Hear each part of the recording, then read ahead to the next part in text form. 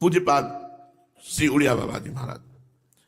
जो साधक पवित्रता से, चाहे गृहस्थ में हो या व्यक्त हो, नैष्ठिक ब्रह्मचारी हो या सीमित ब्रह्मचारी हो, सीमित ब्रह्मचारी कुछ वर्ष बाद फिर गृहस्थ में जाना है, नैष्ठिक ब्रह्मचारी आजीवन ब्रह्मचर्य रहना है, उसको इन 21 बातों को ध्यानपूर्वक सुनना चाहिए और अपने जीवन में उतारना चाहिए। पहली बात ये समझ लो कि वीर्य, प्राण और मन तीनों का एक तारतम्य है। ये परस्पर इनका घनिष्ठ संबंध है। इनमें से एक भी बिगड़ा तो तीनों बिगड़ जाएंगे। वीर बिगड़ा तो प्राण शक्ति कमजोर हो जाएगी, मन चंचल, अशांत, मलिन, पापमय हो जाएगा। मन बिगड़ा तो आपके प्राण कमजोर हो जाएंगे, वीर स्तंभित करने की शक्ति नष्ट हो जाएगी, वीर रोकने की शक्ति नष्ट हो जाएगी। प्राण स्थूल हुए तो मन चंचल हो गया, वीर नष्ट। तीनों का घनिष्ठ संबंध है। इसलिए एक को दृढ़ कर लो, किसी एक को, तो आपका सब संभलना शुरू हो जाएगा। मन को श्री जी के नाम में लगा दो, या प्राणवायु का संशोधन नाम जप करते हुए करो, या ब्रह्मचर्य पर दृष्टि डाल दो। एक ठीक हो जाएगा तो तीनों ठीक हो जाएंगे। मन शांत हो जाएगा, प्राण सूक्ष्म हो जाएंगे, यदि ब्रह्मचर्य ठीक है तो। पहले ब्रह्मचारी को कब्ज से बचना चाहिए। बहुत सहज सरल उपाय है कब्ज नष्ट होने का। इसका हमने वर्षों प्रयोग किया है। वो छोटी हर पीस लीजिए, मिक्सी में पीस लीजिए या सलबट्टा से पीस लीजिए, सहज पीस जाती है। उसको एक डिब्बे में रख लीजिए और ईसबगोल की भूसी, एक कटोरी में 2 चम्मच ईसबगोल की भूसी डालिए और 1 चम्मच या 1.5 चम्मच छोटी हर डालिए। दोनों को मिला दीजिए और पाउडर ऐसे थोड़ा मुंह में डालिए और दूध से ऐसे ऐसे करके फिर लीजिए, फिर डाल लीजिए। 2 बार में, 3 बार में, 1 बार में, जितने में आप आ जाए। और 250 ग्राम दूध, ज्यादा दूध नहीं, 250-300 ग्राम दूध ले लीजिए और इसको 1 हफ्ता लेते रहिए। अपने आप आंतों को सही करके कब्जियत नहीं होने पाएगी। मल अवरुद्ध होना ही ब्रह्मचर्य के स्तंभित करने में बहुत परेशानी हो जाएगी, क्योंकि वो गर्म और बहुत विकार युक्त होता है। जो कब्ज है कई रोग पैदा कर देती है। इसलिए ब्रह्मचारी को चाहिए कि प्रातः काल उठकर कम से कम 500 ग्राम पानी हल्का सा गर्म करके वज्रासन में बैठ करके धीरे धीरे 5-10 मिनट में पीना चाहिए। फिर 200-400 कदम टहल करके फिर शौच जाना चाहिए। आप देखना, आप कब्जियत की शिकायत खत्म हो जाएगी अगर आप ऐसे करेंगे। दूसरा, मैदा और पकवान और चाय, ये कब्ज बनाने वाली चीजें ब्रह्मचारी को नहीं लेनी चाहिए। जब तक 50 की आयु ना हो जाए तो चाय पीना ही नहीं चाहिए। चाय की जरूरत ही नहीं है। 50 के बाद ठीक है, 50 वर्ष की आयु हो गई, अब उसके बाद थोड़ा शरीर गर्म करने के लिए लेने लगी, कोई बात नहीं। लेकिन जवान साधक को चाय आदि की जरूरत नहीं है बेमतलब में।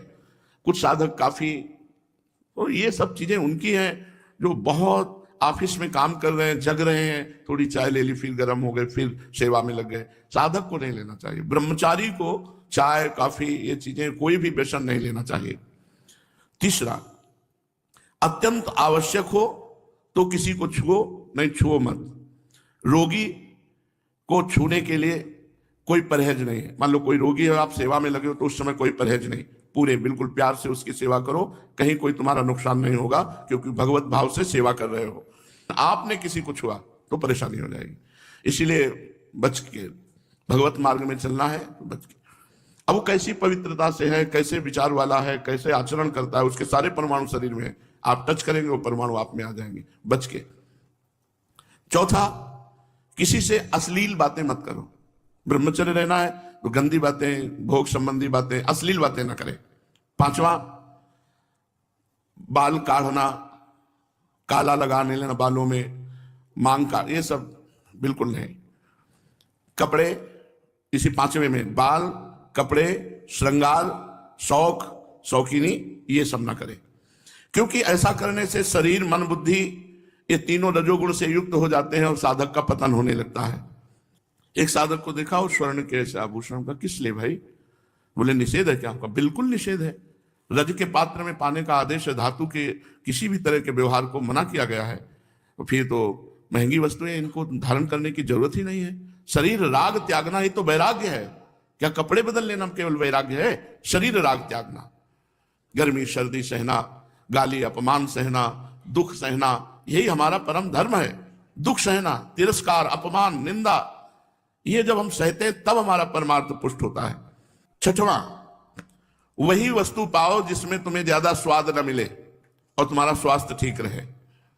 तुम्हारा शरीर बलयुक्त हो, सात्विक भोजन हो और स्वाद रहित भोजन हो। तो ऐसी चीज मत खाओ पियो जो तुम्हें बहुत पसंद है। सात्विक भोजन करो जो स्वाद रहित हो। सातवां, इत्र, फुलेल, सुगंधित द्रव्यों का लेपन बिल्कुल निषेध है ब्रह्मचारी के लिए। सुगंधित द्रव्य लगाना, इत्र फुलेल लगाना, ये बिल्कुल निषेध है, नहीं लगाना चाहिए। आठवां, प्रतिदिन नियमानुसार व्यायाम करें। व्यायाम बहुत बार साधकों से कहते करो। देखो, एक मोटरसाइकिल भी सुबह जब स्टार्ट की जाती है बहुत जोर से स्टार्ट की जाती है, खड़े खड़े उसको बहुत, वो एकदम गर्म हो गई चल दी, तो ऐसे बहुत जोर से आधा घंटा स्टार्ट हो, दंड बैठक मारे, पसीना पसीना हो गए, सर के बल खड़े हुए, और भी आसन, प्राणायाम, व्यायाम, अगर ये करोगे व्यायाम तो ब्रह्मचर्य बहुत पुष्ट। जवान को जवान 100-500 दंड मारी, 100-500 बैठक मारी, तब समझ में आता है हाँ ब्रह्मचारी, समझ में आवे कि ब्रह्मचारी। व्यायाम करो, प्राणायाम करो, करो, मानो हमारी बात। हर साधक को, चाहे गृहस्थ साधक को, चाहे व्यक्ति, व्यायाम तो करना ही चाहिए। बहुत बड़ी औषधि व्यायाम है। प्रतिदिन नियमानुसार व्यायाम करो और भोजन उतना पाओ जितना आराम से पच जाए। नवा, अच्छी तरह चबा चबा करके भोजन करो। कोई कोई तो ऐसे भोजन करते हैं, कवल गया वो अंदर गया। अरे भगवान, अंदर कोई मशीन कटिया काटने की थोड़ी लगी, आते हैं 32 दांत भगवान ने इसलिए दिए कि 32 बार एक कवल को चबाओ, एकदम महीन लुगदी करके। 2 रोटी भी अगर ऐसे पाओगे तो बहुत बड़ा असर करेंगे, वो आपका पौष्टिकता बढ़ाएंगे। अरे जल्दी जल्दी जल्दी जल्दी, शास्त्र कहता है थोड़ा आहार करो लेकिन खूब चबा चबा करके आहार करो। और दांत सफाई रखनी चाहिए। पाचन शक्ति पर बहुत प्रभाव पड़ता है जब आप चबा के नहीं पाते हैं। कुछ दिन बाद आपका लीवर गड़बड़ हो जाएगा। आप चबा चबा के पाइए, थोड़ा पाइए, अधिक समय लगाइए, 40 मिनट में पाइए, 1 घंटे में पाइए, लेकिन चबा चबा करके पाइए। अगर हमारा भोजन चबा के जाएगा तो बहुत जल्दी पच जाएगा और वो स्वास्थ्यवर्धक होगा। थोड़ा अन्न भी बहुत शक्ति प्रदान करेगा। 10वां, 3 बार स्नान करना चाहिए ब्रह्मचारी साधक को। 3 बार ना हो सके तो 2 बार तो करना ही चाहिए। हमें लगता है 2 बार तो प्राय सब लोग करते हैं, क्योंकि प्रातः स्नान और शाम के जब वाणी पाठ में आते हैं तो सब स्नान तिलक करके आते हैं। 11वां, अपने विचारों को रात्रि के सोते समय जांच कीजिए कि कितने मिनट गंदे विचार आए, किसके संग से आए, क्यों आए, कैसे हटाना चाहिए। 12वां, जहां रह रहे हो ऐसे स्थान पे होना चाहिए जिससे आपको शुद्ध वायु मिलती रहे। एकदम लॉक आसपास से बंद ऐसा होना चाहिए जिससे वायु क्रॉस होती हो। और वायु क्या है उसको कहते हैं अंग्रेजी में, हाँ जो है, हाँ वेंटिलेशन वो हवा क्रॉस होती, वेंटिलेशन, हाँ हवा क्रॉस होती हो, ऐसा रखना चाहिए अपने कमरे का कि एक दरवाजा खोल दिया, खिड़की खोल दिया, थोड़ा वायु शुद्ध आती रहे।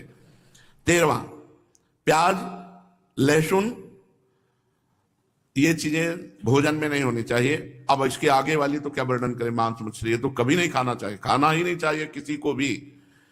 प्याज लहसुन घोर तमोगुण पैदा करता है, इसे नहीं खाना चाहिए, ये संतों ने वर्जित किया है। इसमें कोई पाप नहीं है खाने में, पर ये तमोगुण है और भजन में बहुत विरोधी है, इसलिए इसे नहीं पाया जाता।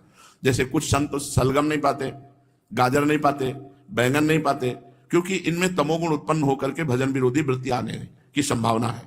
प्याज लहसुन तो खुला सब संतों ने निषेध किया है, जो हमारे भागवतिक मार्ग में चलने वाले हैं।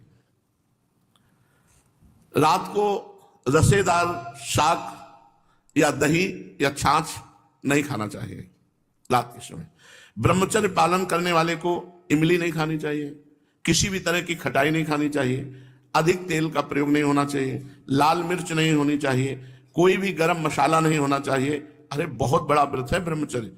ये अत्यंत आवश्यक है कि रात्रि में यदि आप दूध लें तो ना ठंडा होना चाहिए ना गर्म होना चाहिए, बस ऐसे कोश आया होगा, हल्का सा गर्म कर, और उसे पी के 30 मिनट टहलना चाहिए, तब शयन करना चाहिए। दूध पी के 30 मिनट टहलना चाहिए।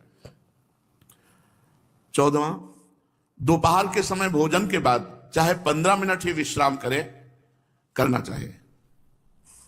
वैसे वर्णन है 16 दाई करवट, 32 श्वास सीधे और 64 बाई करवट, इतने में 15 मिनट हो जाएंगे, या कम में भी हो सकता है। कम से कम भोजन के बाद 15 मिनट तो विश्राम करना ही चाहिए मध्याह्न में। यदि रात्रि में आप जगते हैं तो मध्याह्न में सो सकते हैं। सायंकाल के भोजन में बहुत सात्विकता होनी चाहिए, कोई भी गरिष्ठ पदार्थ नहीं होना चाहिए। सायंकाल तो बस मूंग की दाल और रोटी, 2 रोटी ले ली, मूंग की दाल ले ली, बस। अब शयन के समय 250 ग्राम आधा लीटर दूध हो गया, बहुत हो गया। अब देखो इतना सब खान पान है और ना तो शरीर में मांस है और ना चेहरे पे तेज है, तो खान पान का मतलब क्या, बहुत ज्यादा बोझा डाला जा रहा है। थोड़ा खाओ भी तेज जागृत होगा। 15वां, दिन में नहीं सोना चाहिए। अब ये अभ्यास किया है तो रात्रि में जगने पर भी दिन में नींद नहीं आती ही नहीं है। जैसे लेटे भी ला तो एक ऐसी सरसराहट सी शरीर में होती कि उठ के बैठ जाओ, बैठ गए, कभी टहल रहे, पूरी दोपहर ऐसे कटती है। रात्रि में 8, 9, 11, 12 जगने के टाइम, ये 11 और 12 के बीच में, 8, 9 के बीच में शयन करना। मध्याह्न में 1 मिनट भी नींद नहीं। अभ्यास योग युक्तेन चेतसा नान्यगामिना, अभ्यास किया जाए तो हम हर विषय पर विजय प्राप्त कर सकते हैं।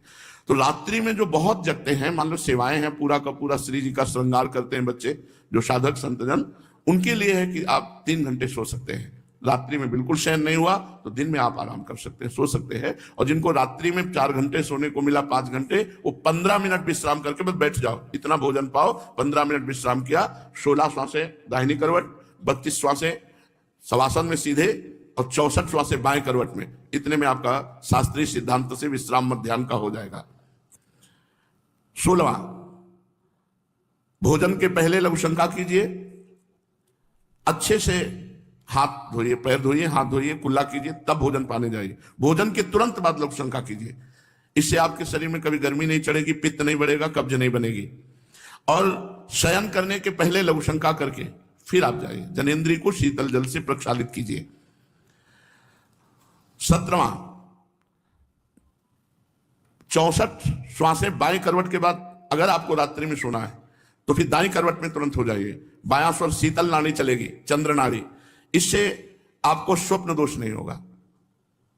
आप देख लीजिए ऐसा करके, 16 श्वासें दाईं करवट, 32 शवासन, 64 बाईं, और अब सोना है आपको तो तुरंत फिर दाईं करवट हो जाइए और दाईं करवट सोने का अभ्यास कीजिए। जो 18वां, रात्रि में पहली नींद के बाद जहां नींद खुल जाए दोबारा मत सोइए, बैठ जाइए आसन पर और जप कीजिए, भजन का अभ्यास कीजिए। ये जीवन भर रही है वाणी हमारे साथ, तो यही अभ्यास पूज्य पादुड़िया बाबा की आज्ञा से, यही अभ्यास आज भी, यही अभ्यास भगवत कृपा से है।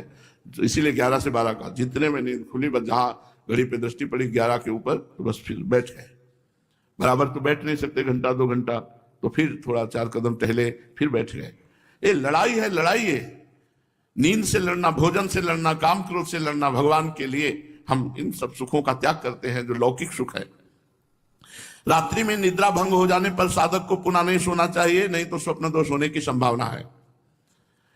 साधक को चाहिए समाचार न सुने, टीवी न देखे, कोई सीरियल न देखे, अश्लील पुस्तकें न पढ़े, ये नहीं करना चाहिए, साधक को नहीं करना चाहिए। हमें सब कुछ भूलकर अपने प्रभु की याद में डूबना, चाहे गृहस्थ हो चाहे विरक्त हो। 20, किसी भी तरह का मनोरंजन न करें। कई प्रकार के सांसारिक खेल हैं, उन मनोरंजन न करें। मनोरंजन करने से संसारिकता बढ़ती है, भजन की गंभीरता नष्ट हो जाती है। यदि आपको समय ऐसा है कि हमारे पास समय है 1 घंटा हम समय, तो आप कोई फुलवाड़ी लगा लीजिए, अगर जगह है उसको सींचिए, आप श्री जी के लिए जो वाटिका है उसकी सेवा कीजिए, सोनी लगा दीजिए, पोछा लगा दीजिए, दीवालों को साफ, मतलब किसी क्रिया में लग जाइए, मनोरंजन मत कीजिए।